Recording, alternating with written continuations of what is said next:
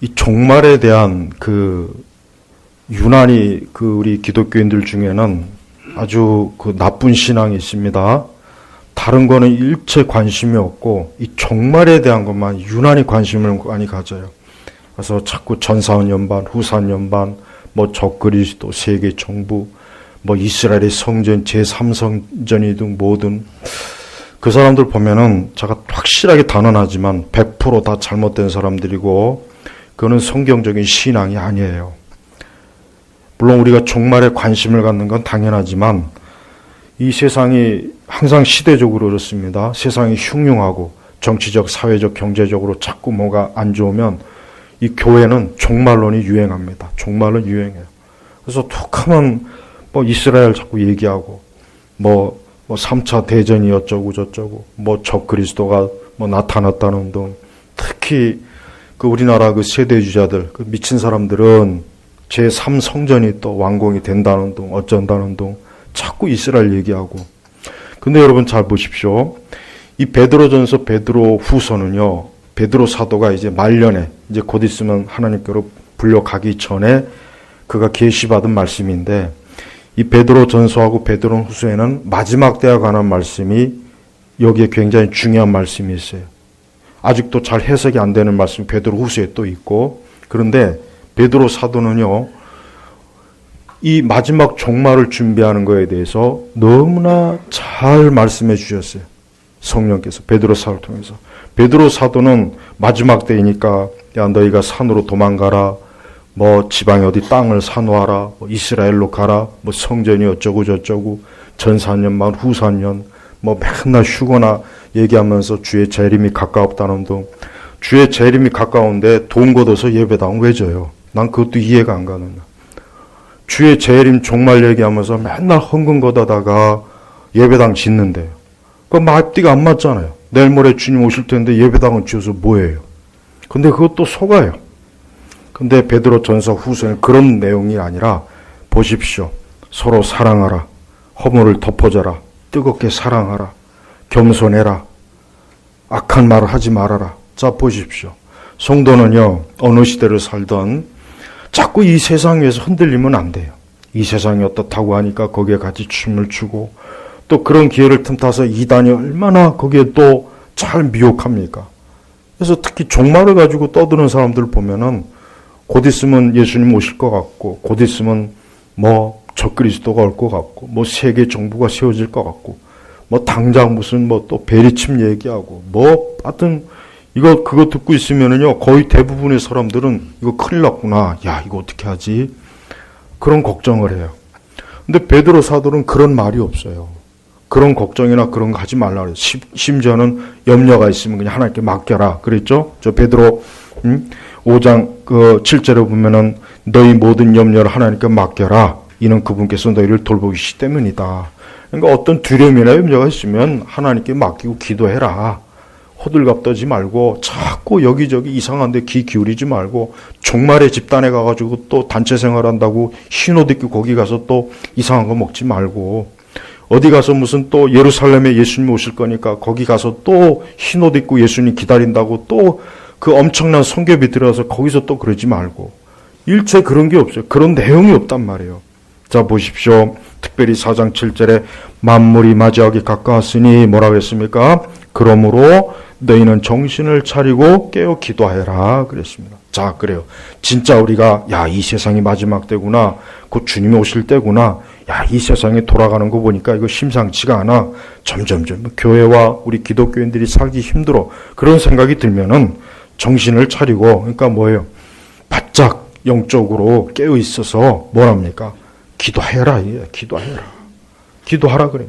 제3성전 짓는다고 해가지고 예루살렘 가지 말고 거기다 또 돈 쏟아붓지 말고요. 그러니까 이 종말은 아주 이단들이 좋아하는 가장 최후의 먹잇감이에요. 미끼예요.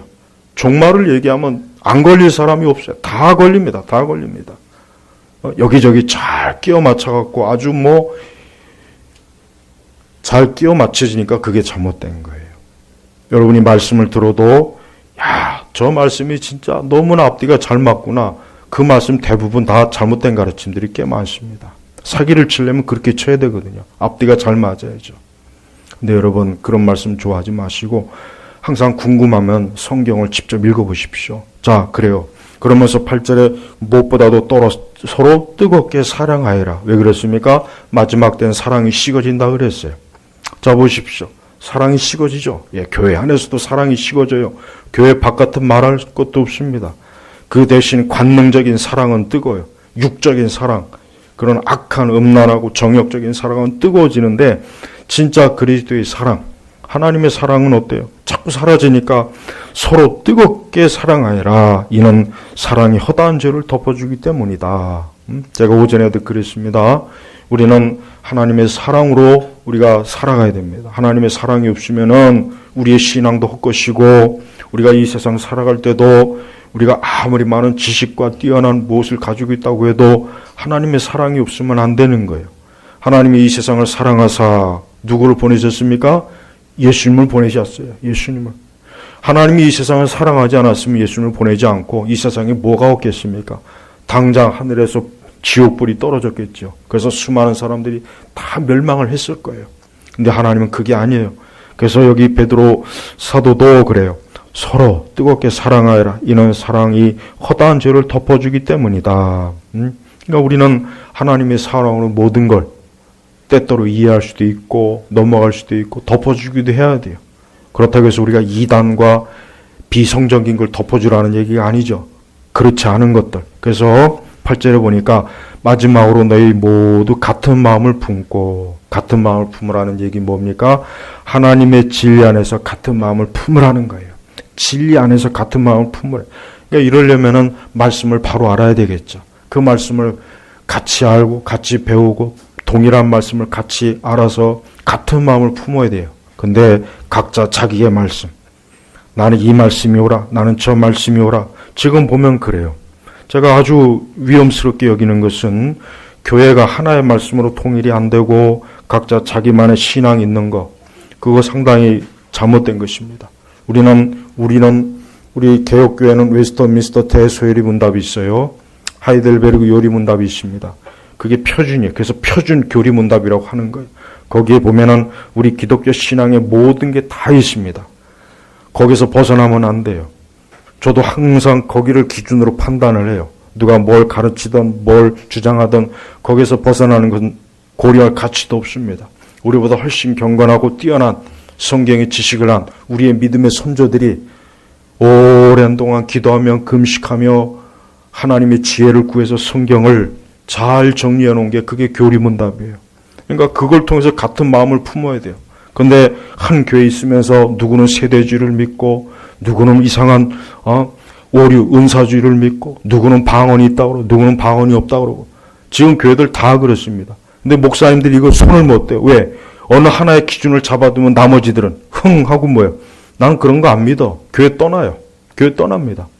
그러니까 예민한 건 안 다루잖아요. 교리 다루는 거 봤습니까? 안 다룹니다. 그거 다루기 시작하면 전에 우리 교회 어떤 분도 칼빈주의 5대 교리 설교하니까 나는 그런 거 안 믿어요. 그리고 교회 나가버리더군요. 그거 설교 안 했으면 그분 계속 있을 뿐인데. 응? 맞아요. 지나고 보니까 괜히 칼빈주의 5대 교리 설교했나.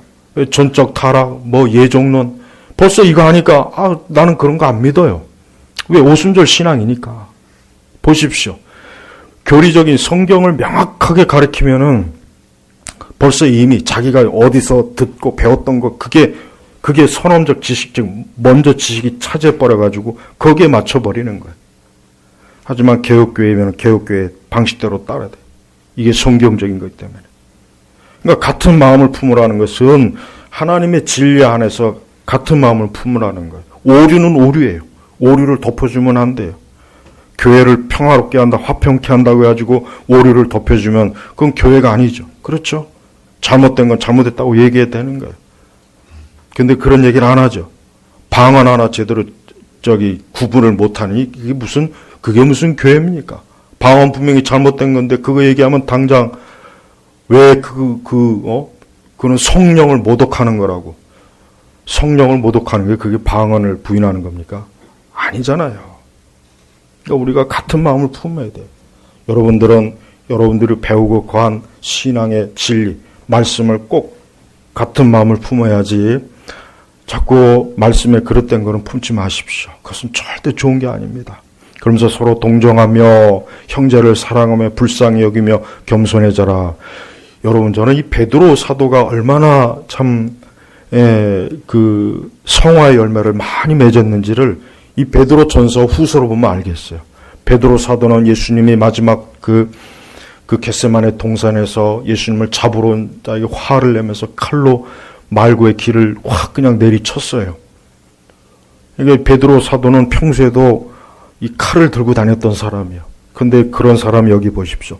서로 동정하며 형제를 사랑하며 불쌍히 여기며 겸손해져라. 성도 여러분, 저는 언젠가부터 그래요. 기독교에 많은 지식이 필요한 게 아니라 서로 동정하고 서로 사랑하고 불쌍히 여기고 겸손한 거, 난 이게 더 중요하다고 여겨져요. 저는 이게 더 솔직히 어렵습니다. 책 읽는 거 어렵지 않아요. 어려운 지식 쌓는 거 좀 고생하면 돼요. 하지만 겸손해지는 거, 불쌍히 여기고 형제를 사랑하고 서로 동정하고, 그 다음에 또 아까 8절 사랑이 허다한 죄를 덮어주는 거, 난 이거 참 어렵더라고요. 목사님, 나도 이거 어려워요. 어쩔 땐. 저도 속에서 솔직한 얘기를 어쩔 때 마음에 안 드는 게 있을 땐 솔직히 짜증이 나요. 마음에 안 드는 게 있어요. 근데 그걸 다스려야죠. 그렇죠? 그걸 다스리지 못하면 안 되겠죠. 더군다나 목회자가. 그렇습니다. 바로 이거예요. 우리는 서로 동정할 줄 알고 형제를 사랑하고 불쌍히 겸손해야 됩니다. 이게 가장 하나님 기뻐하시는 열매예요. 우리는 이러한 열매를 우리가 맺지 못하고서 우리 신앙생활을 잘한다 생각하면 그건 가장 큰 착각이 오릅니다. 우리 주님은 이런 걸 원하세요. 우리 주님이 얼마나 동정이 많습니까? 우리 주님이 얼마나 사랑이 많고 우리 주님이 얼마나 불쌍히 여기시고 겸손하지 않습니까? 바로 예수님, 베드로는 지금 예수님을 생각하면서 이 말씀을 증거한 거예요. 예수님이 이러셨거든요. 또 9절에 보니까 같이 읽겠습니다. 악을 악으로 또는 욕설을 욕설로 갚지 말고 도리어 축복하여라. 이는 너희가 복을 유업으로 받게 하여 받았기 때문이다. 자, 특히 지금 같은 시기는 이게 참 저는 악을 악으로, 본성은 악은 악으로 갚아주는 게 우리의 본성이고 욕설은 욕설로 갚아주는 게 우리의 본성이에요. 이게 본성입니다. 이게 사람의 본성인데 하나님께서는 그렇게 하지 말아라. 도리어 축복하여라. 이게 가능합니까? 어려워요. 힘듭니다. 가능하지가 않아요. 하지만 그리스도 예수 안에 있는 사람은 그렇게 해야 된다는 거예요. 이런 너희가 복을 유업으로 받기 위하여, 여기서 복은 구원입니다. 영생입니다. 앞으로 너희가 이걸 받기 위해서 부름받았기 때문에 너희는 이 세상들과 똑같이 악한 자와 똑같이 악하게 행동하거나 악한 자와 똑같이 그렇게 하지 말아라. 그거는 믿지 않는 사람, 저 불신자들, 이 세상이 전부인 사람들이 하는 짓이고 너희는 앞으로 영생을 유업으로 받을 사람인데 너희는 그러면 쓰겠냐? 그래서 악을 악으로 또는 욕설을 욕설로 갚지 말아라. 그렇게 하는 겁니다. 그러면서 10절에 보면은 그러므로 생명을 사랑하고 좋은 날 보기를 원하는 자는 혀를 금하여 악한 말을 못하게 하고 입술로 거짓을 말하지 못하게 하며, 반대로 얘기하면 우리가 악한 말을 하고 악한 것을 추구하면 좋은 날을 볼 수가 없다는 거예요. 생명이 주어지지 않는 겁니다. 그래서 생명을 사랑하고 좋은 날 보기 우리 원하죠. 그래, 우리는 당연히 생명을 사랑하고 좋은 날 보기 원합니다. 그럼 어떻게 되겠습니까? 혀를 금하여 악한 말을 못하게 하고, 악한 말을 하면 안 돼요. 그것이 사람에게 대하던 우리 하나님에 대해서든 악한 말을 하면 안 됩니다. 참 이게 어려워요. 야고보서에는 그래서 혀를 제한다는 게 어렵다고 말씀했잖아요. 네. 사나운 짐승을 길들이기보다 혀를 길들이는 게 어려운 거예요. 하지만 베드로서 똑같이 베드로 사도도 혀를 금하여 악한 말을 못하게 하고 입술로 거짓을 말하지 못하게 합니다. 그러니까 거짓말하지 말라. 이거 거짓말하지 말라. 거짓말하지 말라. 우리는 우리의 신앙에서 이러한 것들이 반드시 열매를 맺어야 되고 순종해야 됩니다. 우리가 이러한 말씀에 열매가 없고 순종이 없다면 그가 가지고 있는 신앙은 헛껍데기예요. 텅 빈 거예요. 아무것도 없어요. 아무것도 없습니다. 하지만 세상은 어때? 세상은 악을 악으로 갚죠. 욕설을 욕설로 갚죠. 저주를 하죠.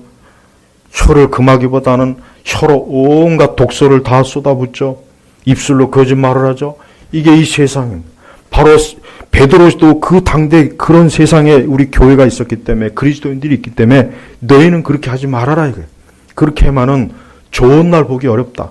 생명을 얻기가 어렵다 이거예요. 오히려 그렇게 하면 그로 인해서 뭡니까?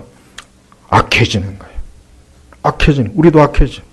여러분, 우리나라 사람이 얼마나 마음이 강팍해졌습니까? 옛날보다 지금 훨씬 강팍해졌어요. 그렇다고 사람이 본성이 변한 건 아닌데 더 강팍해졌고 더 악해졌어요. 왜 그렇습니까? 이런 그 죄악된 사고방식을 가진 자들이 지금 정치를 하고 있으니까. 저런 사람들이 지금 사회 곳곳에 있으니까 어때요? 막 그냥, 제가 엊그제도 아까 오전에 얘기했지만은 이 동부지청에 가서 보니까 그냥 양편이 서로 막 저주하는 거예요. 서로 욕설하고 저주하고 막 그래요. 저도 사실 물론 당연히 저도 이쪽 진영이지만서도 곰곰이 생각해 보면 이게 결코 정상은 아닌데, 아니 왜 우리나라 사람이 서로 이래야 되나? 도대체 왜 이래야 되나? 왜 이렇게 하지 않으면 세상이 안 돌아가나? 그러니까 정말 잘못된 거예요. 그러니까 그런 거 뭐 한편으로 참 안타까워요. 왜 저래야 되는가? 도대체 누가 저런 걸 조장하고 누가 저런 것들을 지금 이 나라에 지금 끌고 들어왔는가? 그러니까 참 안타까워요. 이 세상에 지금 보십시오. 얼마나 갈수록 강팍해지죠. 거칠죠. 악한 말하죠. 저주의 말하죠. 사방천지에서 이런 것들이 쏟아 들어와요. 그럼 우리도 당연히 여기 영향을 받습니다. 우리도 영향 안 받을 수가 없는 거예요. 하지만 그렇다고 해서 그런데 영향을 받으면 어떻게 되겠습니까? 그건 하나님 기뻐하는 게 아니에요. 그래서 11절에 뭐라 그랬습니까? 같이 읽겠습니다. 악에서 떠나 선을 행하고 화평을 추구하여 이것을 이루어라. 그래요. 악에서 떠나 선을 행하고. 참된 성도는 악에서 떠납니다. 참된 성도는 절대 악을 추구하지 않아요. 진짜 성도와 가짜 성도를 구분할 수 있는 건 다른 거 아닙니다. 그가 악에 계속 머무느냐, 악을 떠나느냐예요. 여기 차이입니다. 그리고 그가 선을 행하느냐, 선을 별로 기뻐하지 않느냐, 또 화평을 추구하냐, 추구하지 않느냐. 베드로는 이제 곧 있으면 자기가 이제 이 세상을 떠나 하나님께 주님 곁으로 갑니다. 근데 남아있는 교회를 가만히 보니까 무엇을, 어떠한 말씀으로 이 교회를 가르칠까? 그는 어떤 특별한 신기한 게 아니라 그리스도 예수의 성품을 그대로 저들이 담기를 원했던 거예요. 우리 주님도 어떤 분입니까? 악에서 떠나고 선을 행한 분이에요. 그분은 또한 화평을 추구한 분이에요. 그러니까 우리는 이걸 이루기 위해서 그래요. 여러분, 우리가 사는 이 세대는 확실히 우리 그리스도인들에게는 살기 어려워요. 우리 그리스도인들 주변에는 여기 이와 같은 죄를 마구잡이로 짓는 사람이 우리 곳곳에 많습니다. 그럴 때 우리가 거기에 휩쓸려 가면 안 돼요. 여러분, 저는 주일학교를 오래 다녔어요. 근데 제가 이제 군대를 가니까, 제가 이제 한 30년 전에 군대 갔으니까 지금하고는 다릅니다. 가니까 이거는 뭐 그냥 하여튼 욕을 얼마나 하는지 말도 못해요. 말도 못해요. 하여튼 욕으로 시작해서 욕으로 끝나요. 군대가. 그게 당연한 거예요. 근데 저도 거기 있다 보니까 그 영향을 받더라고요. 그 영향을 받아요. 난 군대 가기 전에 거의 욕을 안 해봤어요. 근데 군대 가서 한 3년 있다 보니까 뭐 그냥 욕을 뭐 하도 그냥 당연하니까 숨 쉬는 것 자체가 욕이니까 그냥 숨 쉬는 것 자체가 욕이니까 나도 모르게 그게 영향을 받더라고요. 그래서 난 제대하고 나서 한동안까지도 입이 좀 거칠었어요. 나도 모르게. 네. 우리 어머니가 그러더라고요. 너가 군대 갔다 와서 좀 성격이 아주 좀 거칠어졌다 그러더라고요. 지금도 생생해요. 그래서 그런가 싶어요. 그러니까 그거 물 빼기가 상당히 시간이 걸려요. 그러니까 우리 사람은 이 세상의 환경에 영향을 받아요. 그것도 사실, 그걸 부정하면 안 돼요. 할 수 있는 한 우리는 좋은 환경을 만들 필요는 있어요. 그건 사실입니다. 우리가 본성이 타락해서 본성의 문제이지만 좋은 환경을 가질 필요는 있어요. 좋은 환경, 할 수 있는 한. 하지만 좋은 환경이 아니라고 해서 우리가 뭐 어쩔 수 없지 뭐 세상이 이런데 뭐 그게 내 책임이 아니야. 그것도 잘못된 거예요. 우리는 우리 주변의 이 나쁜 상황을 우리가 거기에 물들지 않도록 정말 조심해야 됩니다. 정말 조심해야지. 안 그러면 우리도 똑같은 사람이 돼버린 거야. 똑같은 사람. 그래서 제가 자꾸 요즘 우리나라 기독교 우파 진영을 자꾸 왜 뭐라고 하는지 아십니까? 난 그걸 볼 때마다 저기에서 성령의 열매를 못 보겠어요. 못 보겠단 말이야, 나는. 저게 무슨 성령의 역사냐. 저렇게 천박하고 하나님에 대해서 함부로 말하고 욕을 하고 여자의 말에 반은 사단의 말이고 하나님의 영광에서 태어난 것이 아니라 누구누구 목사로 해서 태어나게 했다고 가르치는 걸 자랑 삼아 얘기하고 난 기독교를 그런 식으로 천박하게 하는 것은 이단 못지않다고 생각해요. 제발 우리 제노박교 성도 여러분, 국가고 뭐 간에 하나님의 가장 높은 자리에 있는 겁니다. 국가 자체가 신이 돼버렸어요. 국가 자체가 우상이 돼버렸어요. 그럴 바에는 그냥 대한민국 망하는 게 낫습니다. 우리 성도들이 뭐 이 땅에서 무슨 소망이 있습니까? 우리의 소망은 천국이, 우리의 시민권은 천국에 있어요. 하나님의 진리와 하나님의 거룩함을 멸시하면서까지 굳이 대한민국 지킬 필요는 없어요. 이게 제 기독교의, 이게 성경에서 가르치는 겁니다. 우리는 어떤 식으로든지 이 세상의 그 거칠고 그 쌍스럽고 그 더럽고 그 천박한 것에 물들만 한대요. 여기 보십시오. 베드로 사도가. 베드로 얼마나 거친 사람이에요. 뱃사람이에요. 예수님은 잡아간다니까 그 종의 귀를 쳐서 그냥 귀가 잘려버렸어요. 근데 예수님이 뭐라 그랬습니까? 검을 든 자는 검으로 망한다 그랬어요. 베드로 사도는 그 예수님의 말씀을 평생 기억했던 거예요. 우리 이 말씀이 그 거친 베드로가 썼다고 여기 생각되어집니까? 베드로가 이렇게 경건한 사람입니다. 이렇게 거룩한 사람이에요. 그는 주님을 그대로 본받은 거예요. 우리도 주님을 본받아야 돼요. 그래서 우리는 악에서 떠나 선을 행하고 화평을 추구하여 이것을 이루어라 그랬어요. 어떤 모양이든지 악은 모양이라도 흉내내면 안 돼요. 우리가 완벽할 수는 없어요. 그러나 우리는 우리 자신의 결점과 허점과 무지함과 우리 자신의 죄성을 깊이 깊이 인식해서 내가 하나님 앞에서 합당하고 온전한 자가 되기를 힘쓰는 것, 이게 바로 열매 맺는 그리스도인입니다. 이런 열매를 맺지 못하면 우리는 우리의 신앙과 믿음을 어디 가서 우리가 자랑스럽게 얘기할 수 있습니까? 저 하나님 믿지 않는 불신앙 세대에 가서 우리의 신앙을 자신 있게 드러낼 수 있습니까? 못합니다. 그건 안 되는 것입니다.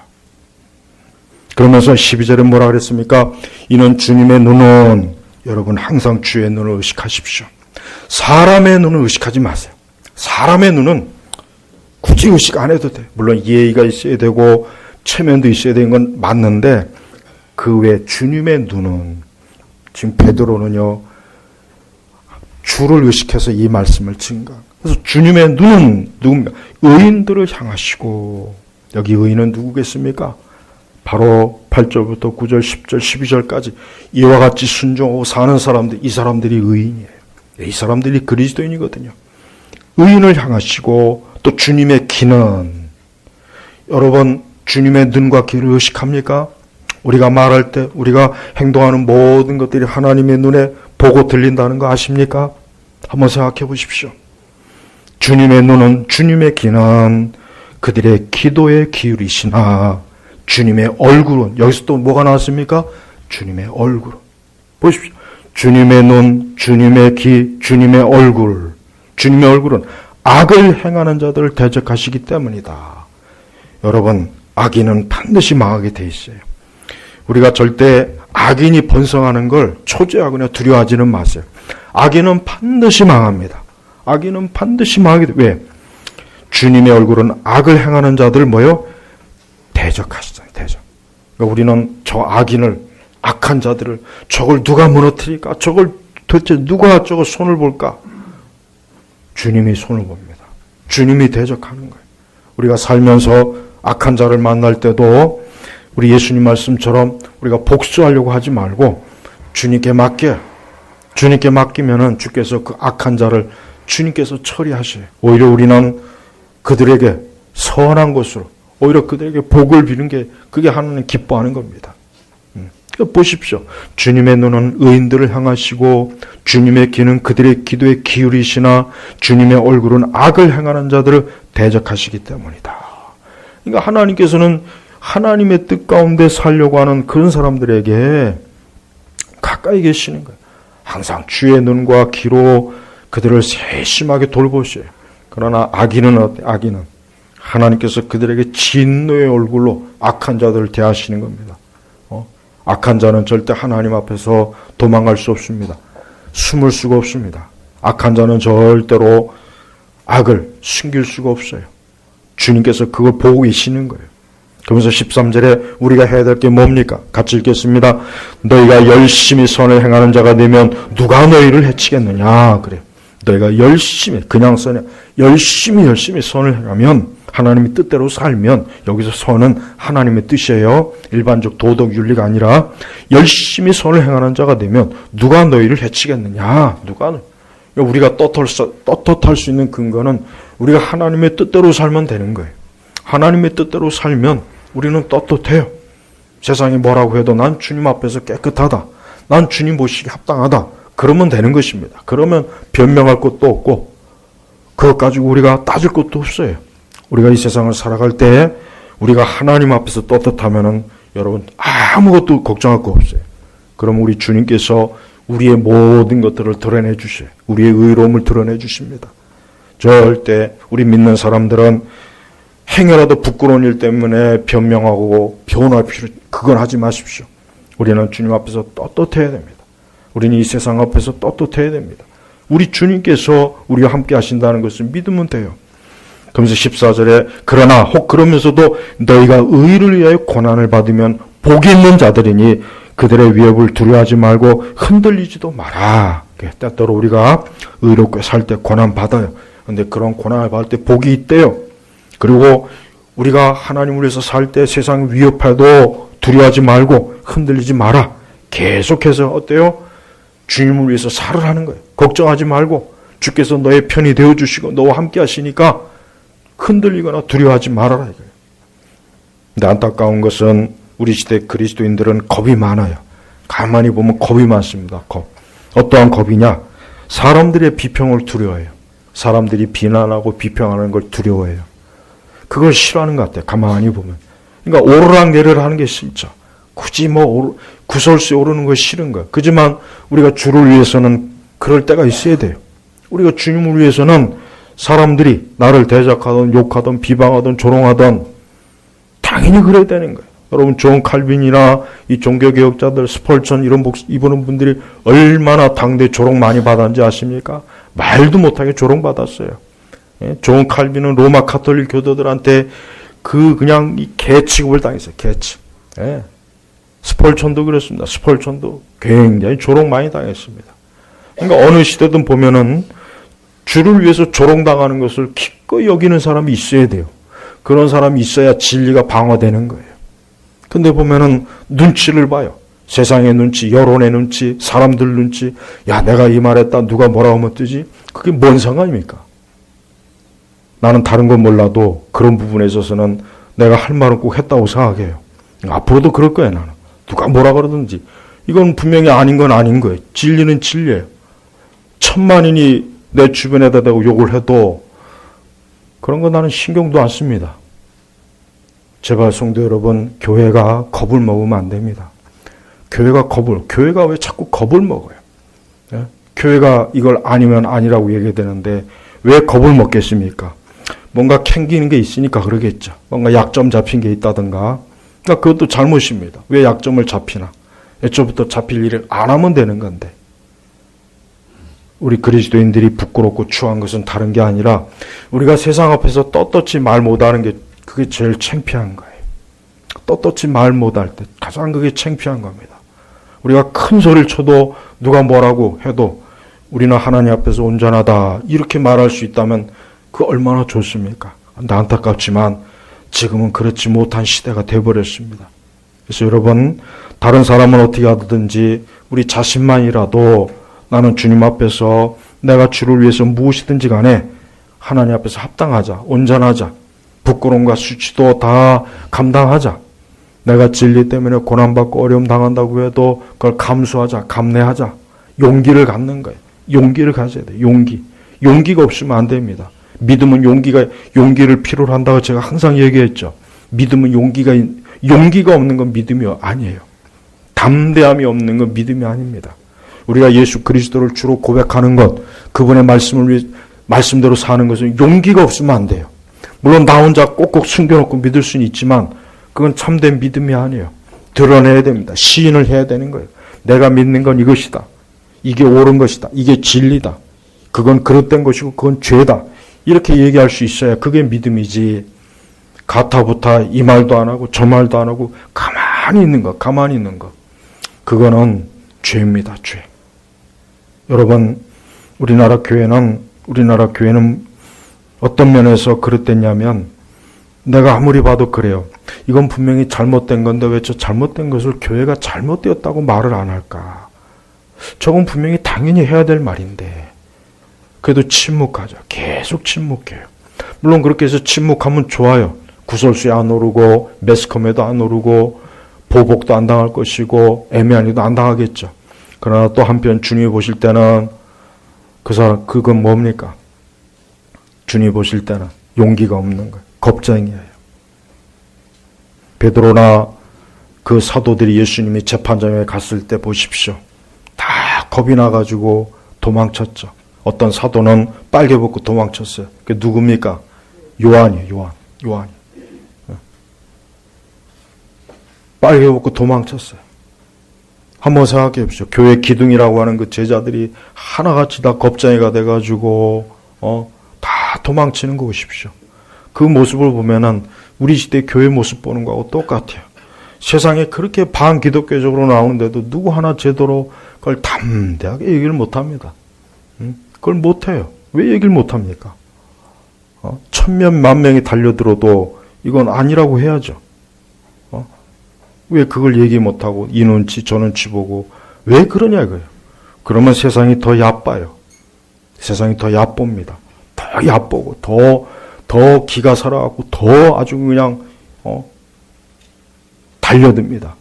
그러니까 마귀는 우리가 대항을 해야지 피해 다니면 안 돼요. 마귀는 대항해야 돼요. 마귀가 내게 한 걸음 더 나오면은 우리는 2걸음 더 나가서 마귀를 두들겨 패야 돼요. 엎어쳐야 돼요.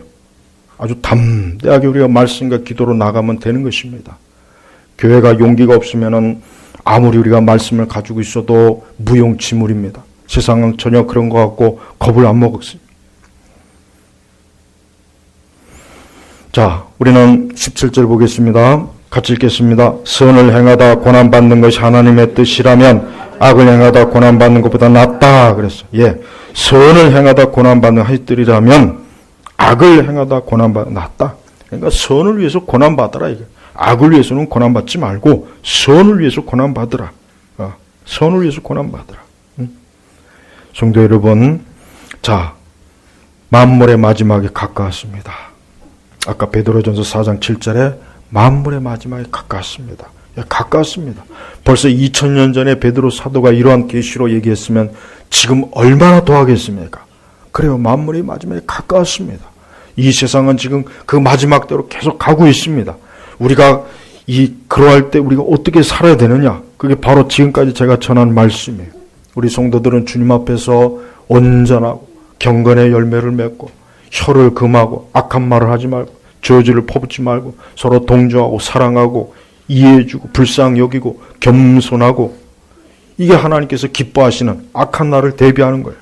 또한 무엇보다도 깨어 기도하십시오. 예, 여러분 기도 많이 하십시오. 기도 많이 하는 건 좋은 것입니다. 기도 적게 하는 것보다 많이 하는 게 좋죠. 우리는 우리 자신을 위해서도 기도해야 되고 내 개인을 위해서도 기도해야 되고 우리 가족들을 위해서도 기도해야 되고 이 국가와 사회를 위해서도 기도해야 됩니다. 우리는 모든 일에 하나님 앞에 기도해야 됩니다. 그게 마지막 때를 살아가는 방식이에요. 기도하지 않으면 배교합니다. 기도를 하지 않기 때문에 배교하는 거예요. 예, 기도하지 않으면 영적으로 배도하고 배교하게 돼 있어요. 반드시 그렇게 돼 있어요. 예, 기도를 해야 배도와 배교를 안 합니다. 근데 기도를 멈추면 배도와 배교로 나아가게 돼 있어요. 이스라엘 백성들 보십시오. 하나님께 기도하지 않으니까 저들이 바알을 섬기고 우상에게 가서 우상을 섬기잖아요. 네. 우리는 하나님 앞에 기도라고 하는 것이 그냥 무엇을 구하기 위한 것보다 기도는 내 신앙과 내 믿음을 지켜줍니다.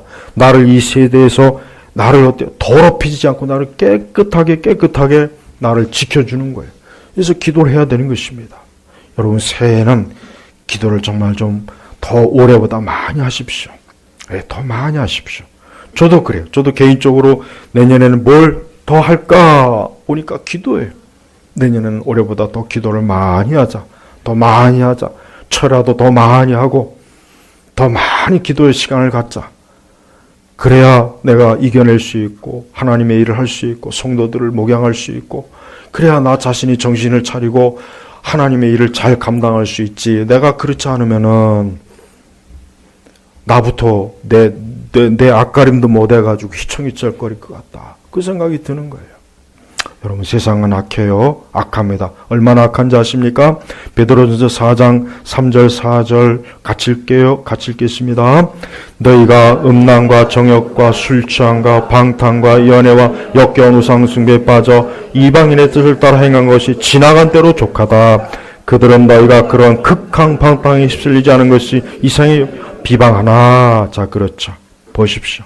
지난 25일 날 이 서울 시내에서, 이 대한민국에서, 전 세계에서 이 3절, 4절, 이 3절과 같은 죄가 얼마나 많이 곳곳에서 행해졌겠습니까?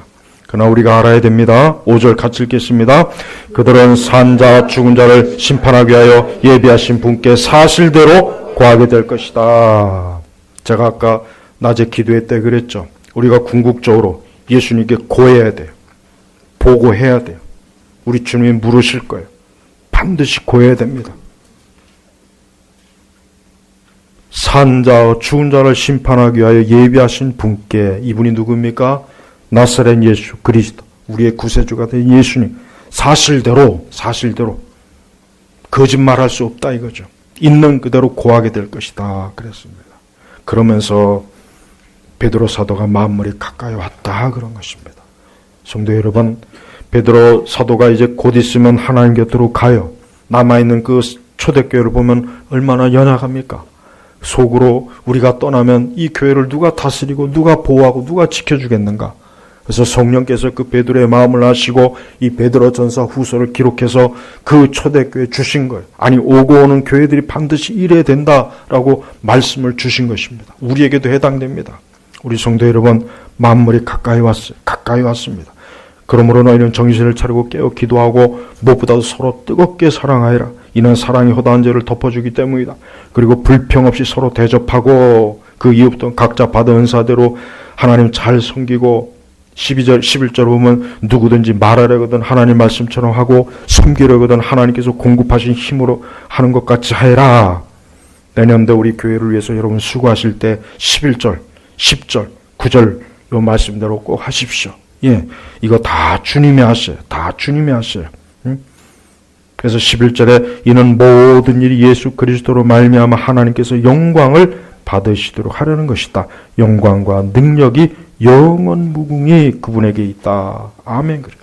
그러니까 이 모든 것이 우리 주 예수 그리스도에게 있다. 그분에게서 나온다. 그분을 위해서 하는 것이다. 이거예요. 그리고 장차 그분 앞에 섰을 때 우리는 주님 앞에 상급을 받던 칭찬을 받던 혹 책망을 받을 수 있으니까 우리는 매사에 주를 의식하라는 것입니다. 우리 제나박교회 성도 여러분, 오늘 2019년 마지막 52번째 주일 오후 예배입니다. 오늘 제가 여러분들에게 이 말씀을 증거하는 것은 그렇습니다. 마지막 때를 더 잘 대비하기 위해서, 내년을 더 잘 대비하기 위해서 여러분의 각자의 삶을 더 주님 앞에서 온전케 하시도록 이 말씀을 제가 여러분들에게 선포한 것입니다. 이 말씀을 잊지 마십시오. 이 말씀대로 살아가십시오. 이 말씀이야말로 우리에게 생명을 주고 우리의 인생과 삶에서 이 막대먹은 세상 가운데서 길을 잃지 않게 하는 것입니다. 우리 교회는 더욱더 이 세상에 많은 교회들이 있고 많은 신앙이 있어요. 하지만 우리가 다른 걸 굳이 판단할 건 아니지만 우리 교회는 가장 하나님 좀 기뻐하시는 신앙과 믿음으로 그렇게 주님 앞에 서고자 하는 그런 마음을 우리 모두가 좀 가졌으면 해요. 왜? 그게 주님이 기뻐하시는 거예요. 그게 주님이 원하시는 거거든요. 갈수록 교회와 신앙은 타락할 것입니다. 갈수록 사랑이 없고 껍데기만 남을 것이고 형식만 남을 것이고 이단과 사이비들은 더 늘어날 것입니다. 하지만 그 모든 것이 다 주님의 키를 재고 있다는 것을 여러분 아시고 여러분이 알곡 신자라면 알곡 믿음이라면 그것을 여러분이 스스로 증명해야 될 것입니다. 주님은 그걸 보시기 때문에 그래요.